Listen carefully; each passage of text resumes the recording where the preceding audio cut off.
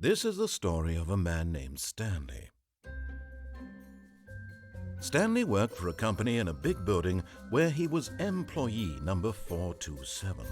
Employee number 427's job was simple.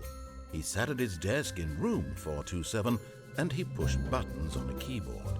Orders came to him through a monitor on his desk, telling him what buttons to push, how long to push them, and in what order. This is what employee 427 did every day of every month of every year. And although others might have considered it soul-rending, Stanley relished every moment that the orders came in, as though he had been made exactly for this job. And Stanley was happy. And then one day, something very peculiar happened. Something that would forever change Stanley. Something he would never quite forget. He had been at his desk for nearly an hour when he realized that not one single order had arrived on the monitor for him to follow.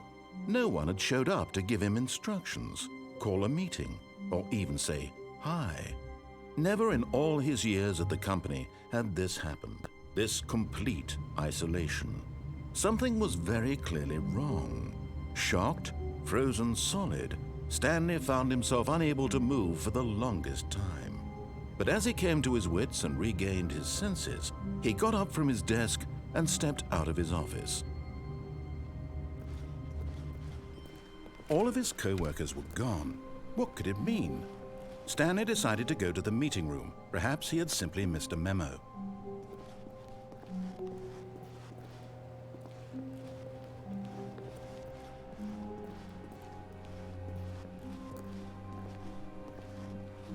When Stanley came to a set of 2 open doors, he entered the door on his left.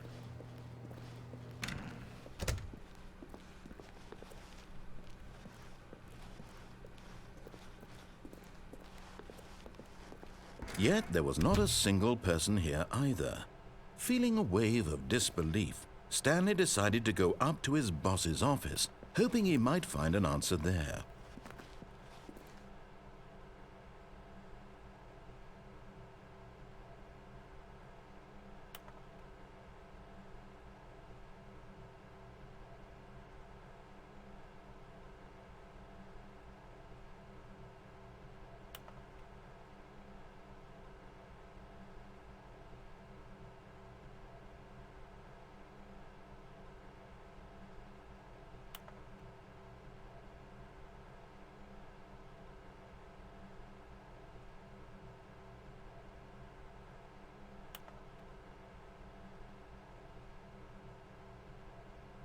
Stanley just stood there doing nothing at all. He seems to think I have nothing better to do with my time than to sit around and describe every fascinating little detail of his inability to do anything. This is why Stanley and I are on such good terms.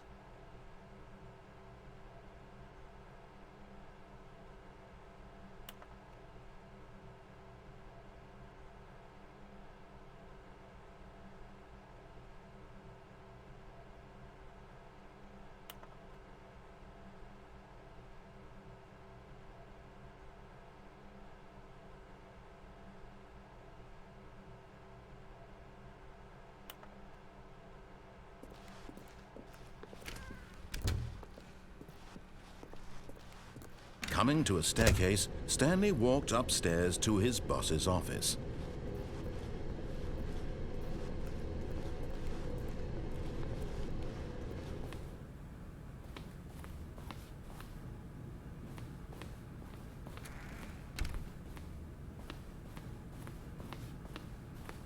Stepping into his manager's office, Stanley was once again stunned to discover not an indication of any human life.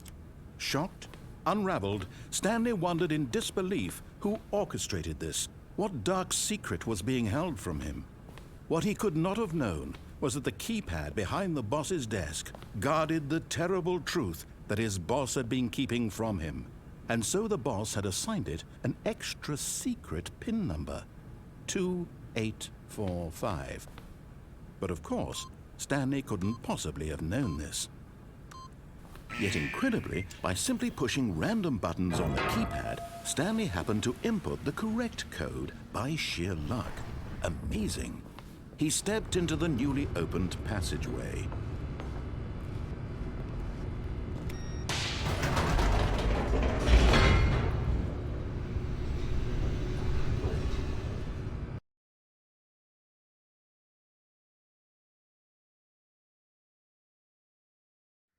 Descending deeper into the building, Stanley realized he felt a bit peculiar. It was a stirring of emotion in his chest, as though he felt more free to think for himself, to question the nature of his job. Why did he feel this now, when for years it had never occurred to him? This question would not go unanswered for long.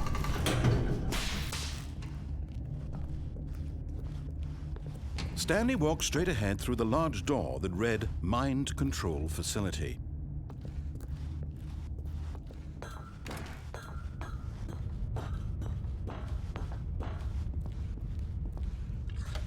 The lights rose on an enormous room packed with television screens.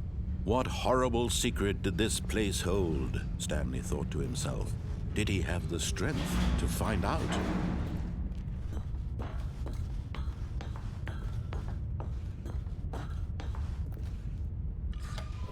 Now the monitors jumped to life, their true nature revealed. Each bore the number of an employee in the building, Stanley's co-workers. The lives of so many individuals reduced to images on a screen, and Stanley, one of them, eternally monitored in this place where freedom meant nothing.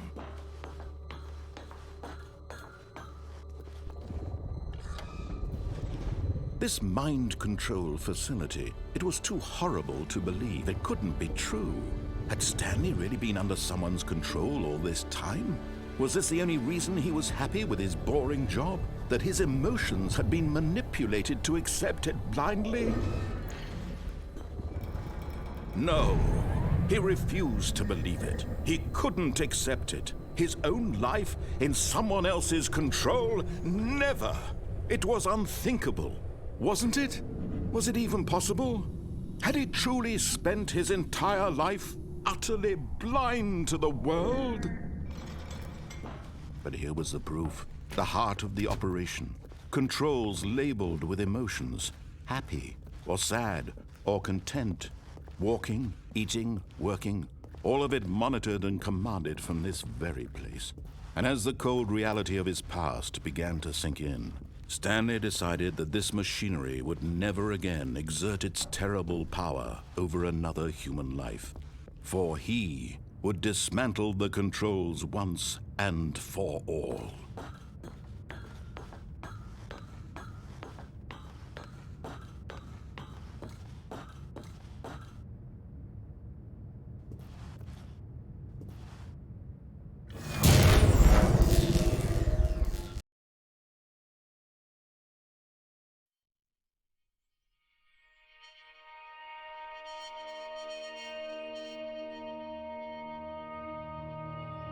Blackness, and a rising chill of uncertainty. Was it over? Yes! He had won! He had defeated the machine, unshackled himself from someone else's command. Freedom was mere moments away. And yet, even as the immense door slowly opened, Stanley reflected on how many puzzles still lay unsolved. Where had his co-workers gone? How had he been freed from the machine's grasp? What other mysteries did this strange building hold? But as sunlight streamed into the chamber, he realized none of this mattered to him, for it was not knowledge or even power that he had been seeking, but happiness.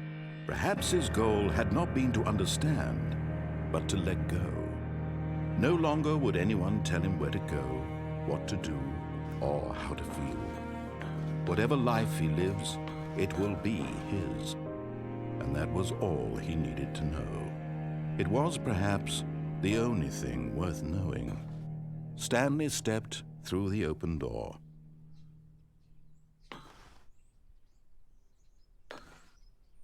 Stanley felt the cool breeze upon his skin, the feeling of liberation, the immense possibility of the new path before him.